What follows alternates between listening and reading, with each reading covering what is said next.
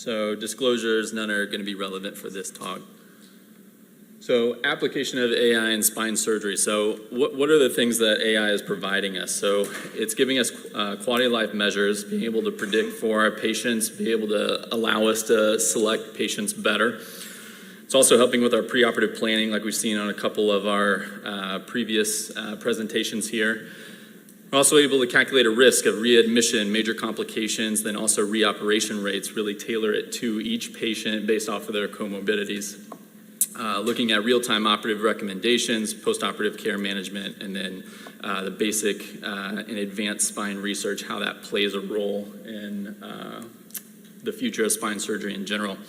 So when we look at AI and we look at machine learning, these are very general topics. When you look at machine learning, this is using advanced algorithms in order to help detect large kind of plots of data and then utilize them to give us a better data set on these patients. So this is what comes into play about collecting all of these patients' comorbidities to give us the preoperative risks individualized for each person.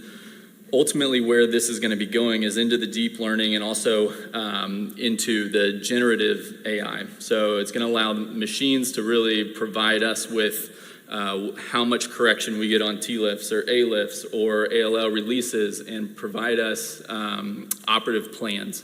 And to say, in your hands, you get 15 degrees out of doing an A-lift at 5-1 or at 4-5 and be able to generate patient-specific plans for you moving forward. Now, whether that's a good thing or bad thing, getting insurance involved and saying, your computer has told you to do this surgery, why do you want to do a separate one? That's a whole nother bag to get into.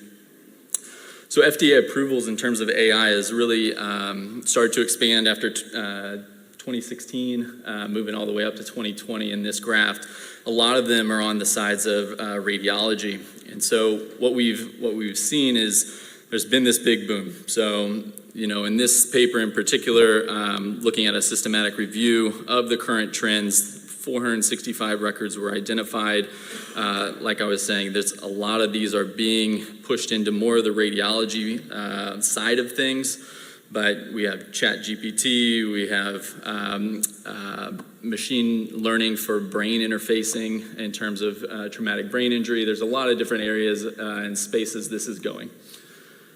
So specifically in terms of spinal imaging, so we talk about image acquisition, abnormality detection, measurements, and workflow. So we've already shown that through MRIs, through this deep learning process, we're able to get pretty good measurements in terms of how much degrees of stenosis when based off of normal radiology reads. We're also finding that AI can predict and detect vertebral body fractures just on regular x-rays that we take in clinic. And this comes into play especially in people who have significant coronal or sagittal deformities, who you can't really tell, do they have a small fracture or not? This is picking them up at a good rate.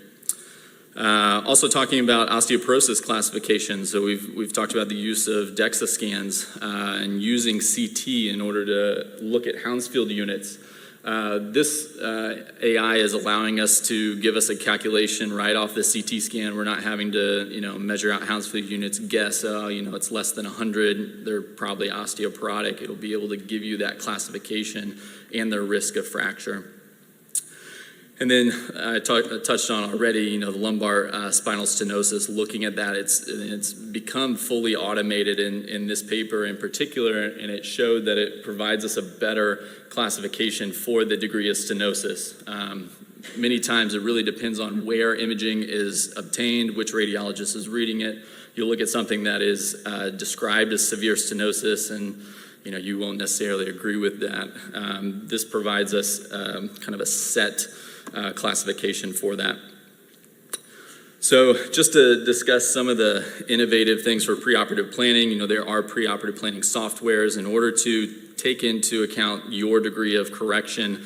In particular, this is one of my cases. Someone had done a previous 4-5 fusion. She has a bladder stimulator as well. Developed adjacent segment disease, significant PILL mismatch, and just determining how we want to go about correcting this. Another technology is the advent of these custom cages. And so looking forward and utilizing technology in order to get corrections out of segmental curves that we otherwise wouldn't have been able to do. And this also takes into account how much lordosis and correction you're able to get based off of your previous cases. So the more content you're able to generate, the better your plan's going to be. This is similar in terms of the plan that we get, looking at how much lordosis segmentally, preoperatively, what our correction is playing into, and then how well we're able to get that PIL mismatch or that coronal correction. Again, just a general plan as well that we get. So where is all this going? It's all about predictive surgical analytics. Recently, in our EPIC system, probably in the last 2 weeks, we have this readmission rate now. And so you look at the 92-year-old that I did a chance fracture correction on last week, his readmission rate's 92%. You look at the patient I did a microdisc on, his readmission rate was 3%.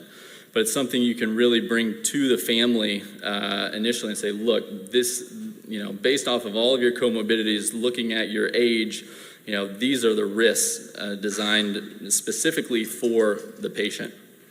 And that's what we see for these preoperative risk stratifications. This is a system that I was trained on up in Seattle. This is Spine Sage. So you manually put in all of these markers, and ultimately what you get are surgical invasiveness scores, so the type of procedure that you are offering this patient, and looking at their complication rate. And so this one in particular is just a medical complication rate. You have a CSF leak and then wound infection. And so this is something that you can use preoperatively to really give your patients a good risk stratification. It's not something where you say, you have a 2 to 3% chance of a CSF leak. We know that's not true in people that have multiple revisions. This provides you with a realistic number for that patient. Ultimately, this right now, you're manually putting this in. Their AI is now going to be able to put this in for you. It's going to show up in your chart. You're not going to have to input any of this and give your patients a good kind of rundown of exactly what a surgery looks like. What about the intraoperative utilization? So this is where a lot of the planning comes into. We've seen use of robots. We've seen the use of navigation. You're able to plan your screws. You have the ability to do these long cassette films to look at how your curve is correcting. I'll show you in a second that surgery that we had mapped out first for the deformity and how that changed our approach on whether we needed to do a PSO. And ultimately, where you're going to start combining AR and VR with the placement of pedicle screws, with decompressions, having a heads-up display through MIS surgery, seeing through the skin, muscle, seeing exactly what you're doing. So just to recap, this is one of the cases that I had. We did intraoperative cassettes and found that we got pretty good correction. We had a PIL within at 8 degrees, and so we elected not to do the PSO to put her at increased risk, and her post-op films, standing films, confirmed what we had intraoperatively in the prone position. This was our preoperative planning for the coronal deformity. She had about a 30-degree mismatch coronally as well as sagittally. We got her corrected through a segmental fusion just through custom implants.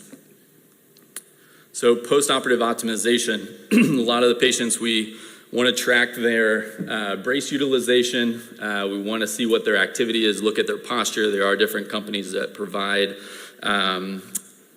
ways to monitor this. I think this will come into play whenever you look at patients and their compliance to what we have and their ultimate outcomes. Well, what all this leads to is the need for a good spine registry. And talking at the AANS this past weekend in Chicago, it was a big push in terms of this American Spine Registry for AANS, ABOS, in order to get all of that data. All of that data is going to be present in order for AI to have machine learning and go to the generative AI. And ultimately, it's going to provide us the data that we need to provide our patients with the best care possible. So in summary, AI in spine, it's definitely in its infancy. It is going to be a part of us. It's going to be part of our practice moving forward, whether we like it or not. stressing the importance of the spine database, and then looking at machine learning and where it's going to go in terms of mixing it with virtual reality, augmented reality, and ultimately all of our fusions moving forward.